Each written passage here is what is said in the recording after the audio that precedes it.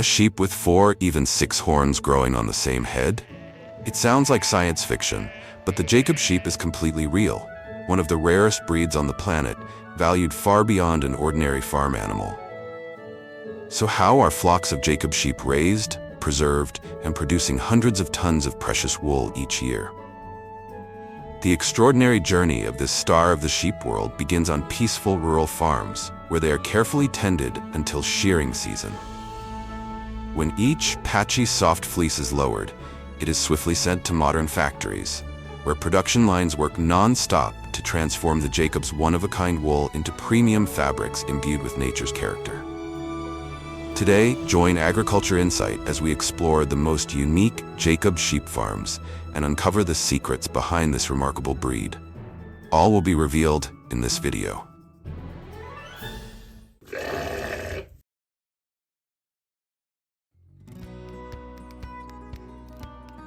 Emerging thousands of years ago, the Jacob sheep is believed to have been mentioned in the Bible, making it one of the few sheep breeds directly tied to religion.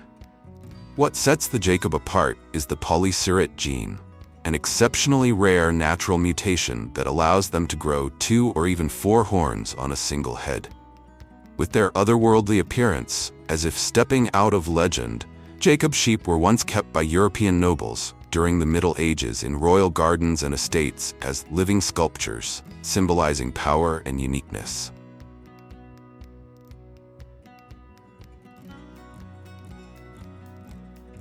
Today, the UK remains home to the largest Jacob sheep population, with around 5,600 animals, nearly 80% of the global flock, while smaller numbers are scattered across the United States, Canada, and parts of Europe. Compared to breeds like the Merino or Suffolk, Jacob sheep do not produce high wool yields, but they stand out for their uniquely modeled fleece, with each hide and batch of wool carrying its own artistic value. Their meat is considered a rare delicacy, flavorful yet lean, while their diverse horns are prized materials for handicrafts and decoration. This rarity, combined with their significance across religion, art, and specialty farming, has turned the Jacob sheep into a one-of-a-kind, living genetic heritage in the sheep world.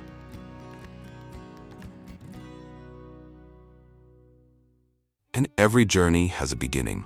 Right now, let us take you to the very first stop, the unique Jacob farms, where the story of this extraordinary breed begins.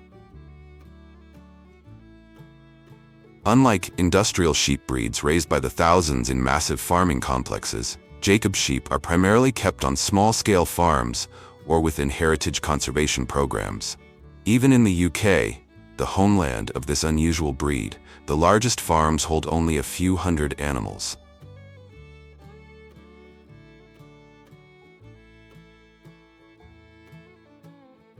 From breeding centers, healthy Jacob sheep are carefully transported to farms. The process is carried out with great care to minimize stress, as this breed is quite sensitive to environmental changes.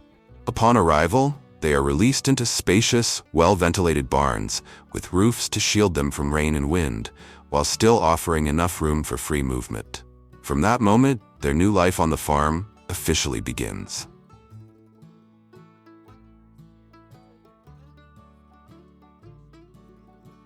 During the day, the flock is led out to natural pastures, where they leisurely graze and move about in small groups.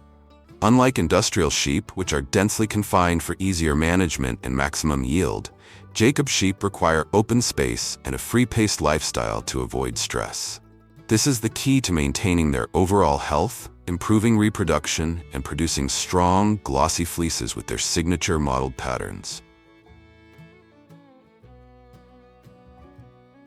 Although natural grass is their main diet, Jacob sheep are also given daily feed supplements to ensure balanced nutrition. Their diet typically includes hay, energy-rich grains, and essential minerals, adjusted to different stages such as nursing, pregnancy, or preparing for shearing. Feed is distributed evenly into long troughs, allowing the sheep to eat comfortably without competition or crowding. At around 12 months of age, Jacob sheep enter their breeding stage.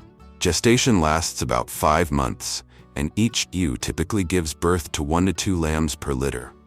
The birthing process is usually quick and with few complications, as Jacob sheep are an easy lambing breed that has retained many of the species' natural traits.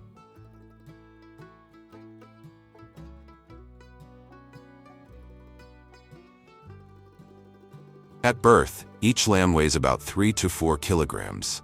The ewe immediately begins licking away the birth fluids, both to clean the newborn and to establish the mother-lamb bond through scent. Within just a few minutes, the lamb is already wobbling to its feet, learning to walk, and instinctively seeking out its first milk.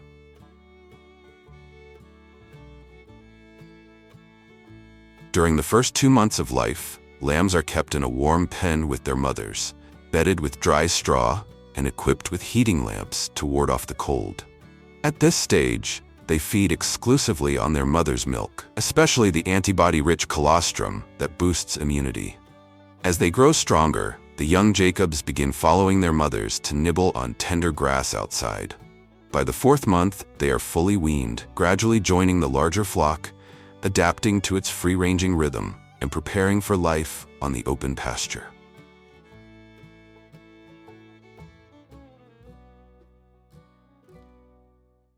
Throughout their growth, Jacob sheep undergo regular health checkups to ensure steady development. Farmers typically administer vaccines against common diseases and provide deworming treatments on schedule.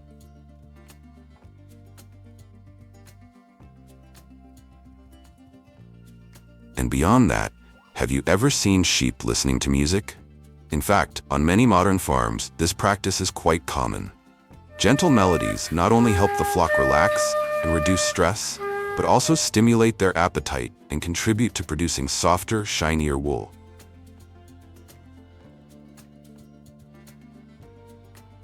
Once the Jacobs reach maturity, they are ready to take on their special role, providing those uniquely modeled fleeces, precious raw material for the textile and handicraft industries.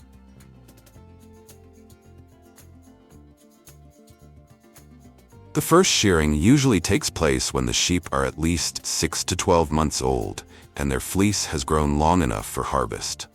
From then on, shearing is carried out once a year, typically in late spring or early summer. This timing not only keeps the sheep comfortable during the hot season, but also ensures the best fleece quality.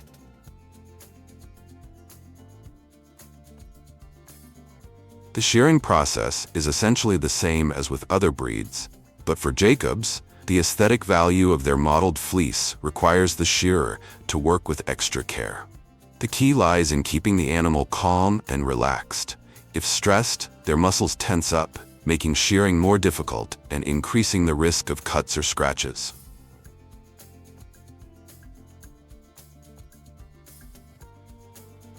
Farmers use specialized electric clippers with sharp blades, moving swiftly and precisely. Shearing starts from the belly and chest, then proceeds to the flanks, back, and legs, ensuring the fleece comes off in one continuous piece, both beautiful and easy to handle. It takes only a few minutes to remove a whole fleece, but it is truly an art, demanding intense focus, skilled hands, and years of experience from the shearer.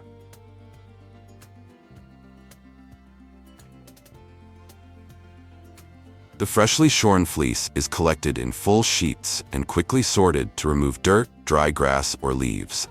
Afterwards, the wool is pressed into large bales weighing 150 to 200 kilograms, ready to be transported to factories for further processing.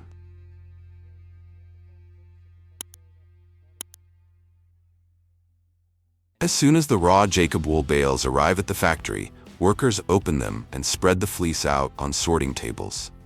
Because Jacob sheep have mottled coats with multiple color patches, this step is especially important. The wool must be separated not only by color regions, but also by fiber quality, fine or coarse.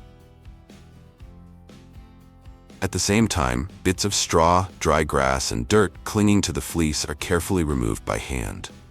This is the picking stage, a mandatory step before washing, designed to loosen the fibers and eliminate coarse impurities. For Jacob wool in particular, the process requires even greater precision than with ordinary white wool, since the goal is to preserve and make full use of the natural color patterns, avoiding the need for dyeing later on. After being sorted and loosened, Jacob wool enters its most critical stage, cleaning. The fleeces are placed into large washing tanks filled with warm water at around 50 to 60, mixed with soap or a mild alkaline solution.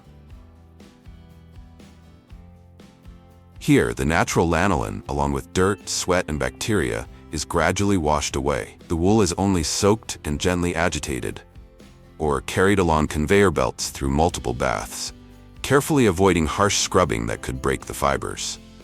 After several rinses in clean water, Jacob wool emerges pure, soft, and feather-light. Once washed, the wool is passed through hot air dryers. The temperature is tightly controlled to prevent the fibers from shrinking. Circulating warm air dries the fleece quickly, while preserving its natural loft and softness. Once dry, the Jacob wool enters massive carding machines. Thousands of metal teeth whirl rapidly, straightening the fibers, aligning them in parallel, and removing any remaining impurities. The result is a uniform, fluffy web known as sliver or roving. These roving strips then pass through drafting machines, where they are thinned, standardized, and reduced to only the strongest fibers, ready for the most spectacular step, spinning. This is the most magical transformation in the entire journey, the moment when rustic rovings are fed into high-speed spinning machines and transformed into finished yarn. The stretching and tight twisting process turns the loose fibers into fine yet resilient threads. With Jacob wool, the fiber diameter averages between 27 to 34 microns, perfect for coats, shawls, rugs, and artisanal handicrafts.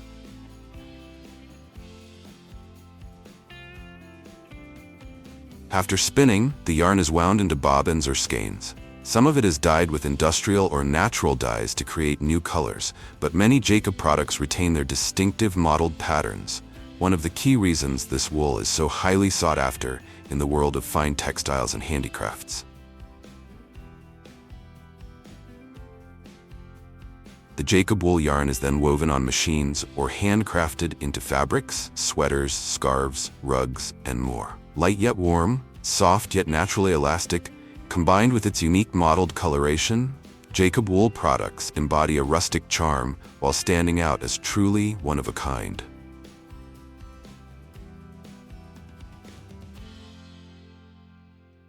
Jacob wool is not only a textile material, but also a rare cultural symbol. With its naturally mottled patterns that require no dyeing, every piece of wool is one of a kind, turning each finished product into a unique work of art. This distinction has earned Jacob wool the reputation of being a kind of rustic luxury. Simple, yet deeply artistic. From cloaks and scarves to handcrafted rugs, Jacob wool products carry both practical value and display-worthy beauty, preserving the spirit of heritage.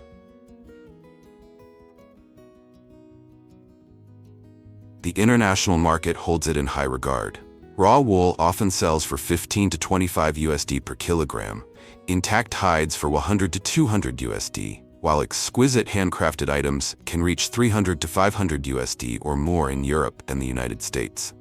Blending utility, artistry, and culture, Jacob wool transcends mere economics to become a material with its own soul, treasured as a living heritage.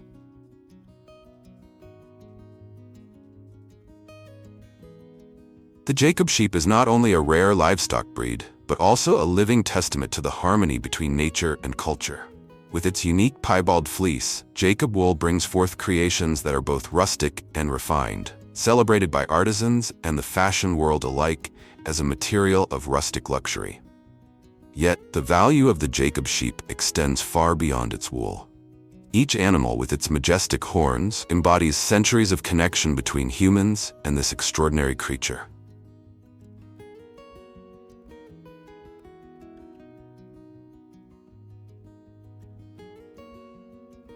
In today's globalized world, the Jacob sheep is regarded as a living heritage, one that must be preserved not only to safeguard its rare genetic line, but also to uphold the spirit of tradition. For every strand of Jacob wool is more than just raw material. It is a mark of time, of artistry, and of humanity's reverence for nature.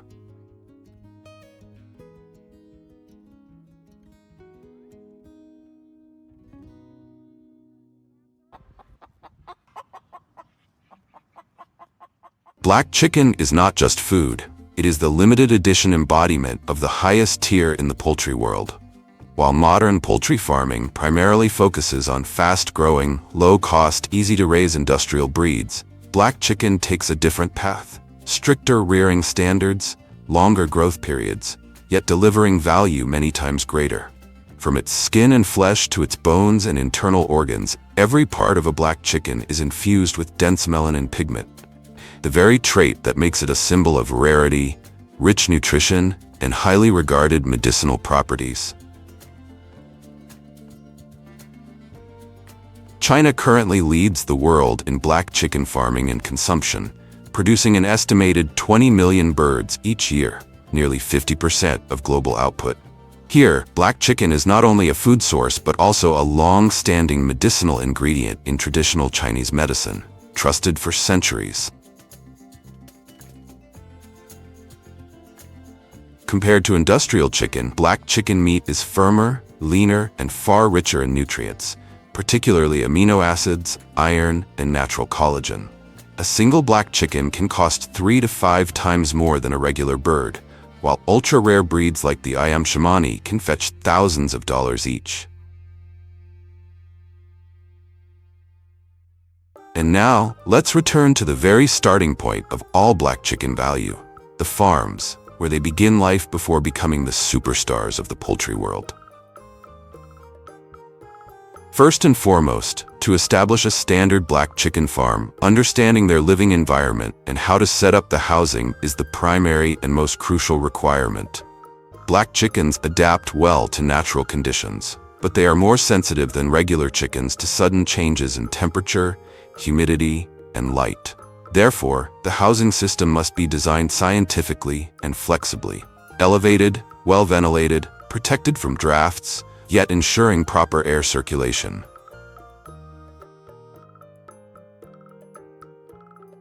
Unlike industrial facilities for raising fast-growing white broilers, black chicken farming often favors a semi-natural model. Coops with outdoor runs, disinfected rice husk bedding, enclosed brooding areas for chicks, and spacious zones for adult birds to move freely. Stocking density is lower than that of regular chickens to reduce stress and promote uniform flock growth. Feeding and watering systems, heating lamps, cooling devices, and even quarantine areas are all strategically arranged to ensure comprehensive care throughout the entire rearing cycle.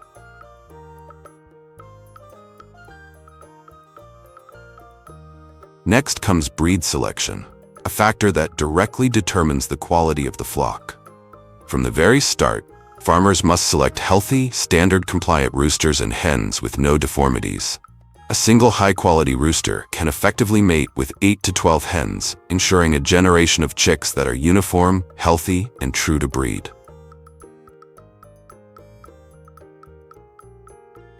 After mating, black hens enter their laying phase with good physical condition and stable productivity. Each black chicken egg is not just an ordinary agricultural product. It is the culmination of nutrition, rare genetics, and special care, with a value many times higher than that of industrial eggs.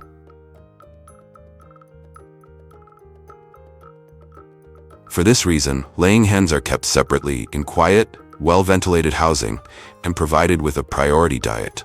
Rations rich in calcium, protein, vitamins, fresh greens, and minerals. For farmers, each healthy laying hen is essentially a biological gold printing machine, requiring attentive care to maintain consistent yield and quality.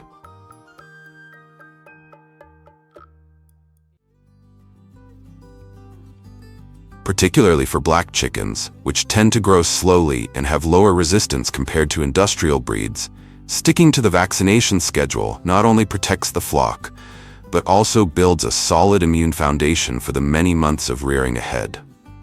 Missing a single shot can sometimes mean not just losing a few chickens, but losing the entire batch.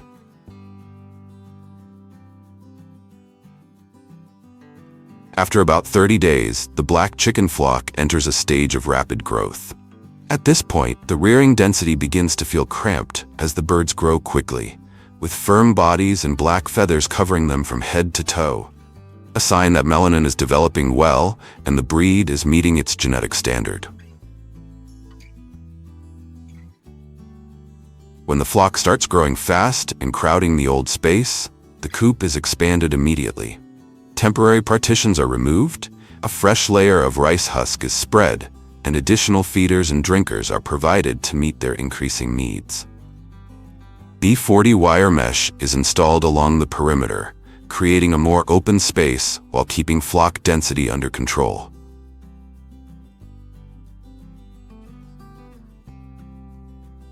Compared to most purebred chicken varieties, black chickens tend to be more sensitive and are prone to stress or even mild depression if their living environment is monotonous or their diet lacks variety.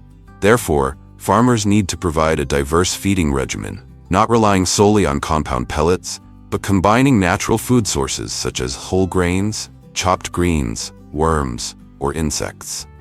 Black chickens are not industrially fattened, but raised for sustainable growth, slower but steady, resulting in firm, lean meat that retains its original flavor and distinctive quality.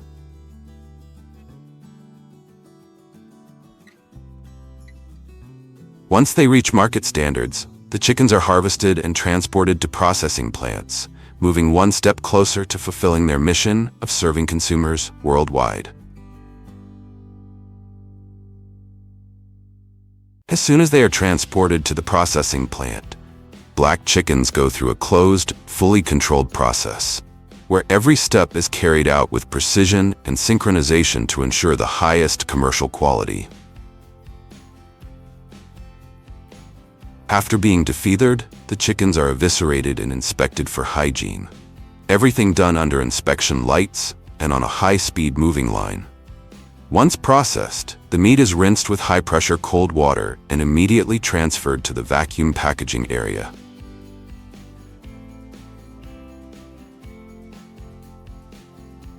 Each black chicken is carefully packed, labeled for traceability, and stored in cold storage, ready to be shipped as a premium product. Black chicken has long been regarded as a prized ingredient, once featured in royal banquets for its unique color and exceptional nutritional value. After thawing and careful preparation, the meat can be cooked right away without heavy seasoning, thanks to its naturally rich sweetness, gentle fattiness, and distinct clean finish. Simply boiling it with a few slices of ginger brings out its aroma. The skin is thin with a pleasant chew, the meat is firm yet tender, embodying the essence of a chicken raised naturally.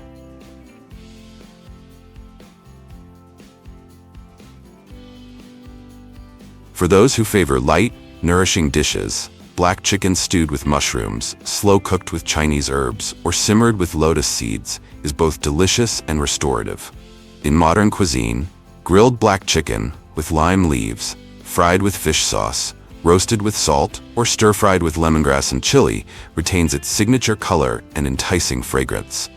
More than just a filling meal, black chicken is a dish for true connoisseurs, a symbol of refinement, rarity, and sophistication, holding its premium, distinctive, and irreplaceable place among all chicken varieties.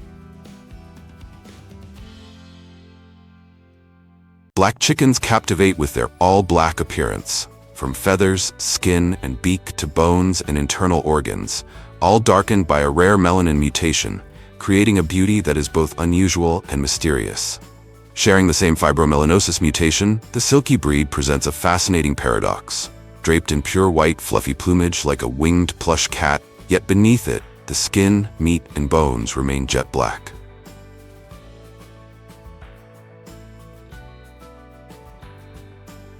This striking contrast between a snowy exterior and an inky black interior has made the silky the inverted twin of the black chicken, a gentle creature that conceals a rare genetic treasure, proving that sometimes beauty lies in the most unexpected contradictions.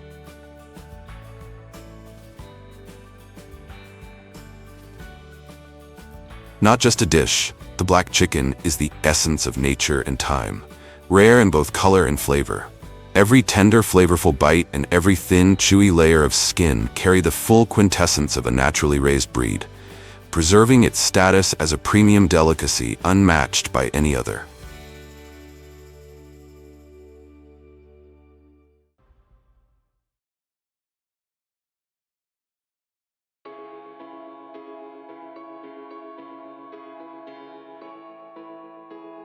According to statistics from the International Shark Attack File, on average, only about 5 to 10 people worldwide die from shark attacks each year, a figure even lower than the number of fatalities caused by cows.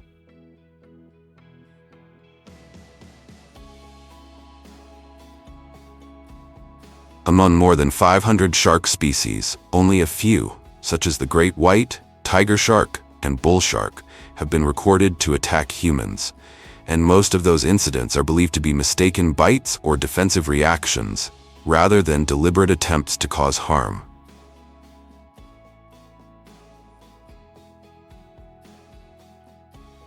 In contrast, sharks themselves become prey to many other creatures in nature, such as killer whales, saltwater crocodiles, and above all, humans, with more than 100 million individuals hunted annually. In the past, sharks were often overlooked in conservation efforts, considered less important than other animals. However, this perception has shifted as shark populations have plummeted by up to 70%, and demand for their products continues to rise. Shark skin is used to make clothing and accessories. Shark fins are turned into shark fin soup, an extravagant delicacy highly prized in many Asian countries, while squalene extracted from shark livers is employed in cosmetics, pharmaceuticals, and lubricants, powering an industry worth up to $1 billion. Despite its nutritional value, shark meat can also be deadly. In Iceland, the meat of the Greenland shark contains toxic compounds, and only through a closely guarded traditional process does it become the infamous yet controversial delicacy, hakkarl.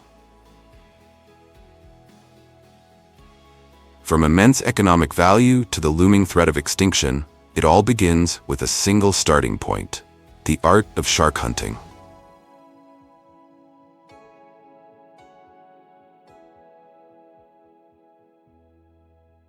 Shark hunting has existed from ancient times to the present day, a task that demands extraordinary strength and advanced skill.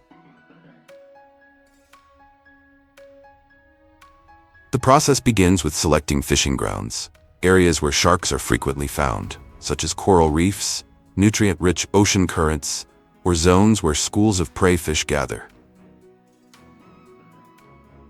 Fishermen employ specialized techniques, such as gill nets and encircling nets, massive vertical walls of mesh that can stretch for several kilometers.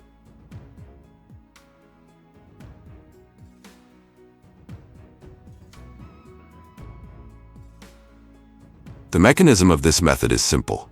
When a shark swims into the net, its gills, fins, or teeth become entangled in the mesh, preventing it from escaping.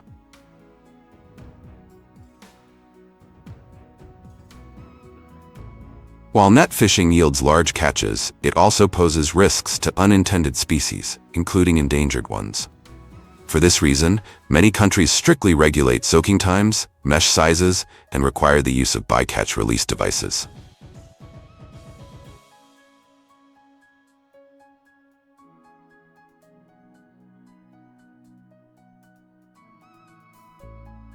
That is why, alongside nets, many fishermen also choose the longline method, allowing them to better control the catch.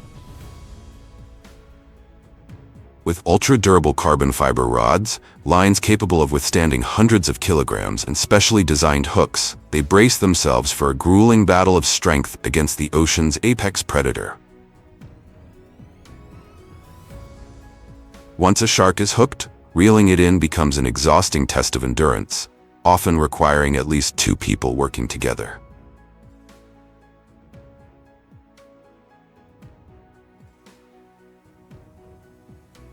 The golden key to successful shark hunting also lies in the use of small bait fish and sound-emitting devices to lure them closer.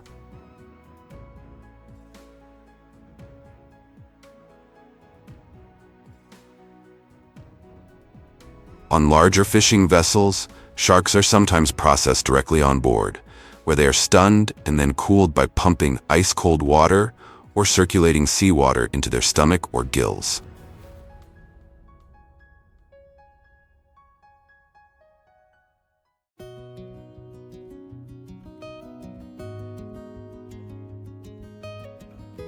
At the end of the hunt, the prized catch is taken straight to port, where major seafood hubs and processing plants stand ready to receive it.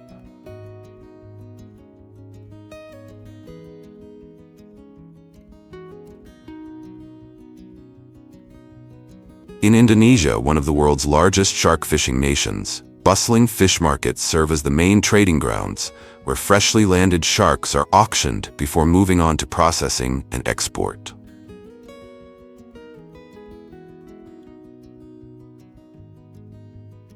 Fishermen use sturdy bamboo poles to carry prized catches weighing hundreds of kilograms from the docks into the bustling fish markets.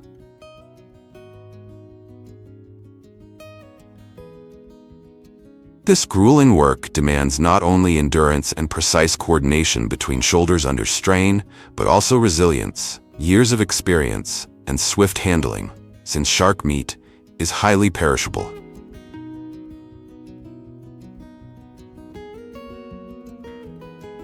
Experts, traders, or factory representatives then assess the quality of the sharks, checking freshness, degree of damage, flesh elasticity, gill color, and eye clarity. Based on these criteria, the sharks are classified by size, species, and intended use before being sold directly, sent to processing plants, or exported to international markets.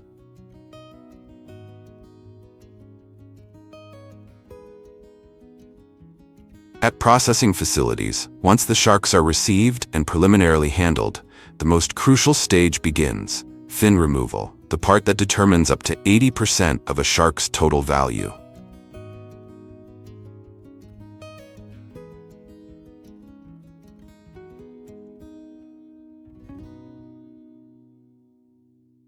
Skilled workers swiftly use razor-sharp specialized knives to slice through the shark's body, separating the dorsal, pectoral, and caudal fins with practiced precision. Each fin is carefully trimmed to remove excess flesh and thoroughly cleaned before being sorted. The fins are then graded by size, weight, and quality, as even the slightest differences can significantly impact their market value.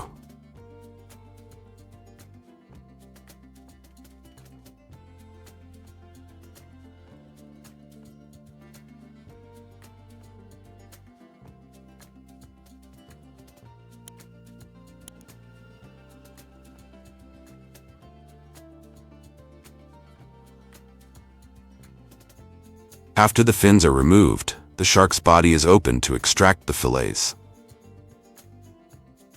Remarkably, sometimes female sharks are found to be pregnant. In such cases, the embryos inside are taken out and separated, often sold as a special product or used for scientific research.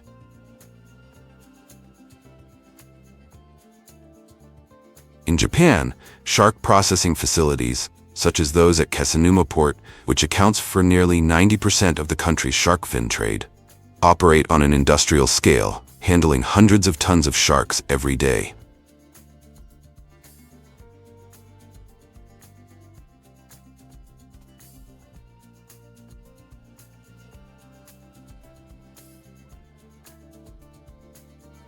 Here, record-length sharks command staggering prices at auction, with some specimens fetching several times the value of ordinary catches and soaring into tens of thousands of dollars. Once classified, millions of shark fins are sun-dried or frozen to preserve their value before being exported. Ultimately, these prized fins become the key ingredient for one of the world's most luxurious and controversial dishes: shark fin soup. Today, the largest consumer markets are in China and Hong Kong, where shark fin soup is regarded as a symbol of status and wealth, frequently served at weddings and lavish banquets. Beyond the fins, shark meat is also an important part of the harvest, regarded as a nutrient-rich food source with protein levels even higher than lean beef. Its flavor is often compared to tuna or chicken, and it is mainly consumed in domestic markets or processed into dried and canned products.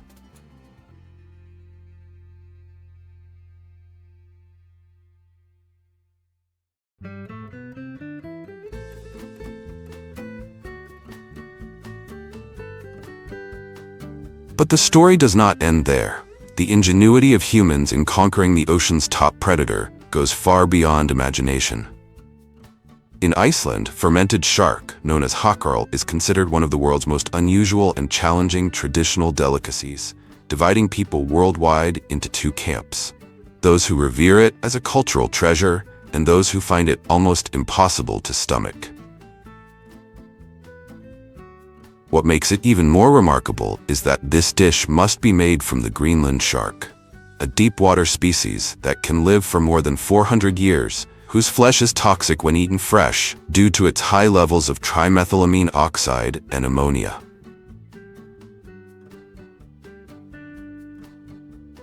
For this reason, Icelanders are compelled to process it through fermentation, a technique preserved for centuries. Instead of burying the meat underground or in sand as in the old days, many modern facilities in Iceland now ferment it in wooden containers, a more contemporary method that still retains the dish's wild essence. The hefty slabs are stacked in large wooden boxes, designed with ventilation gaps to allow fluids to drain. Under the weight of the meat itself and the pressure of the wooden lid above, tissue fluids and toxic compounds such as ammonia begin to seep out. Over the course of several weeks to months, natural enzymes quietly break down proteins, gradually removing toxins while producing the dish's notorious pungent aroma that overwhelms many on their first encounter. The fermentation involves no chemicals or seasoning, relying solely on thyme, natural bacteria, and Iceland's cold, damp climate. After 6 to 12 weeks, once the meat has matured sufficiently, it is taken out and hung on wooden racks or outdoor frames to dry. At this stage, the outer surface darkens into a tough crust, while the inside becomes chewy, whitish, and saturated with a bleach-like ammonia odor. Have you ever tried the powerful flavor of this delicacy?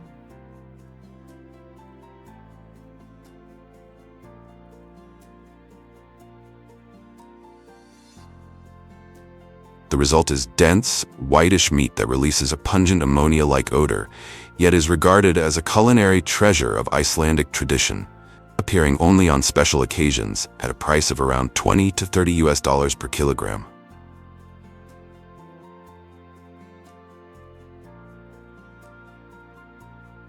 From offshore hunts to industrial processing lines and unique traditional dishes, the journey of sharks illustrates how humans have utilized this apex predator to meet culinary and commercial demands worldwide.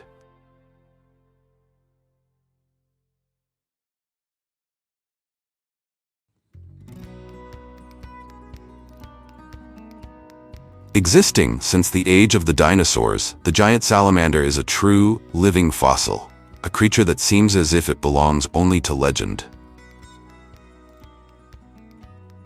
After more than 200 million years of evolution, it has retained much of its primitive form, making its body appear so bizarre that it defies belief. With a long, flattened body like a snake, a broad head, and a gaping mouth that takes up nearly half its face, the giant salamander looks both alien and ancient. Its tiny, beady eyes are set deep on either side of its head, almost motionless and seemingly useless, leading many to believe it is blind. In fact, it relies little on sight. Instead, it perceives the world through highly sensitive receptors on its head and skin, functioning like a biological radar to detect movement in the water. Its thick, slimy, wrinkled skin allows it to exchange gases directly with the surrounding water, but only if that water remains clean and rich in oxygen, an ancient mechanism preserved from primitive species. An outstanding giant salamander can grow up to 1.8 meters in length and weigh more than 30 kilograms, making it the largest amphibian in the world. In China, it is popularly known as the wawa fish, or baby fish, because of the eerie cries it makes that resemble the sound of a child weeping. a strange noise that has long sent shivers down the spine of those who hear it echoing through the forest at night. Today, China remains the only nation in the world to develop large-scale commercial farming of the giant salamander, accounting for up to 70% of global production. With millions of individuals raised artificially in specialized farms, China has not only managed to conserve this rare species, but also transformed it into a multi-million-dollar industry. And every journey, no matter how extraordinary, has a starting point. Right now, let us step into the farms hidden deep within China's mountains, where these ancient water monsters begin a new life, in a new role, and where the strangest secrets are still waiting to be discovered. Before a salamander farm can hold thousands of individuals, the very first step is to build a living environment suited to their biological needs. Giant salamanders naturally inhabit mountain streams with cool, clear, oxygen-rich water and a continuous current. Therefore, farming facilities must be designed to closely replicate these natural conditions. Water must be supplied continuously, either directly from streams or through a recirculating filtration system, ensuring temperatures remain between 10 to 20 degrees Celsius and that the water is rich in dissolved oxygen.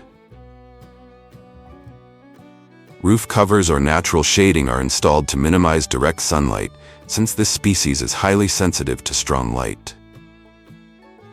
In addition, each rearing zone must be separated according to growth stages, to facilitate management and disease control. Once the living environment has been perfectly prepared, the next crucial step is selecting breeding stock, the foundation that determines the health, growth rate, and productivity of the entire population. Parent salamanders are typically chosen at 4 to 6 years of age, when their reproductive organs are fully developed and spawning-hatching rates are stable. The ideal weight ranges from 3 to 7 kilograms, with a body length of 60 to 100 centimeters. At this size, the animals are large enough to produce high-quality eggs and sperm, yet still manageable within breeding tanks. Broodstock are usually sourced from reputable breeding centers or from conservation programs that legally allow collection, ensuring the highest genetic value and overall health of the breeding population. Once a healthy broodstock has been established, the farm enters its most dynamic phase, the breeding and spawning season. From late summer to early autumn, when water temperatures remain stable at 16 to 20 degrees Celsius, technicians inject hormones into the parent salamanders to stimulate ovulation and sperm release. After a few hours, eggs are gently extracted from the female through careful abdominal stripping and collected into clean trays filled with cool, oxygen-rich water. Each female can produce 400 to 500 eggs in a single clutch, and exceptionally large individuals may lay more than 600. Fertilization is carried out externally. Sperm is applied directly to the eggs and gently stirred to ensure even contact. After a few minutes, the fertilized eggs are rinsed and immediately transferred to artificial incubation tanks, where water quality, oxygen, and temperature are carefully maintained to achieve a remarkable hatching rate of up to 80%. After fertilization and fixation in the nest, salamander eggs undergo a developmental process lasting about 50 to 60 days. In the early days, the interior of the egg is only a faint embryonic mass. Gradually, eyes and body structures appear, and the larval form becomes more distinct. When the egg membrane splits, a new generation of salamanders emerges, each only 3 to 4 centimeters long, with bright red external gills protruding from either side of the neck. During the first week, they survive on their yolk sac and require no feeding. Afterward, their diet consists of tubifex worms, aquatic insect larvae, or small crustaceans.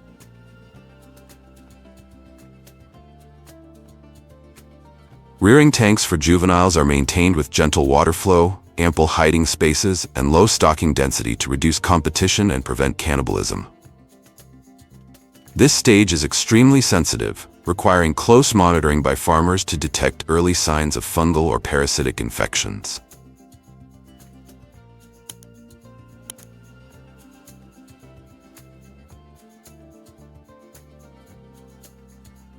When young salamanders reach a length of 10 to 15 centimeters, they are transferred to grow-out tanks or broodstock rearing ponds.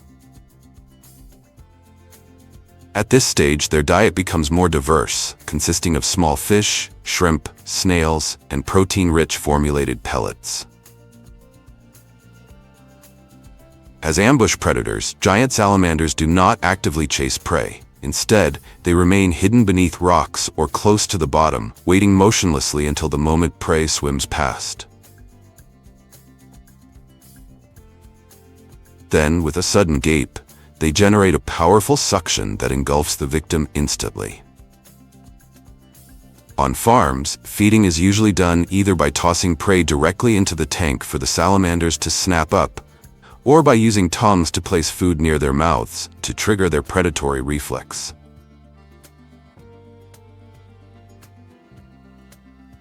When the bait is within striking range, the strike happens in a split second.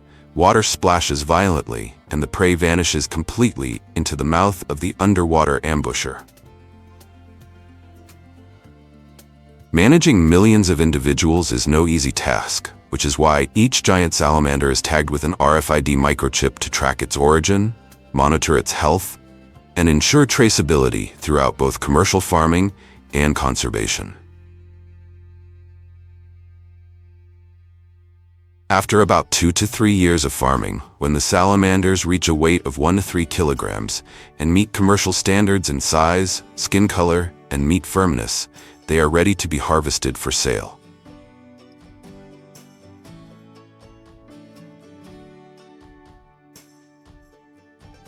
This process usually takes place in the early morning or late afternoon to reduce stress on the animals and maintain stable water temperatures.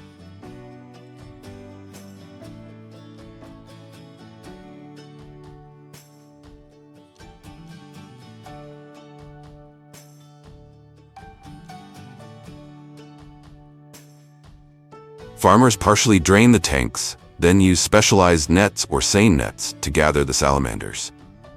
Because giant salamanders are both strong and extremely slippery, handling must be swift and decisive, yet gentle, to avoid skin abrasions, a factor that directly affects market value.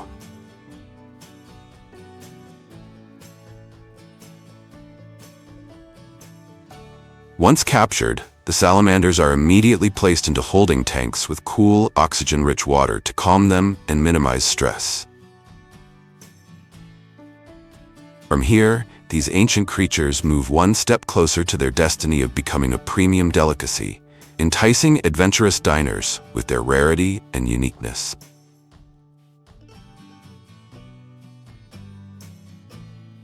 In China, giant salamanders, known locally as wawa fish, are often transported live directly to restaurants after harvest to ensure maximum freshness.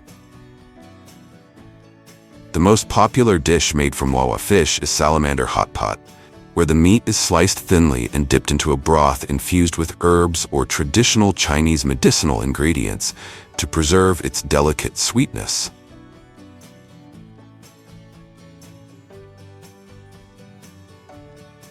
For those who have never tasted salamander, imagine meat that is tender yet not crumbly like tilapia, firm like free-range chicken, with a subtle sweetness and a flavor reminiscent of frog meat.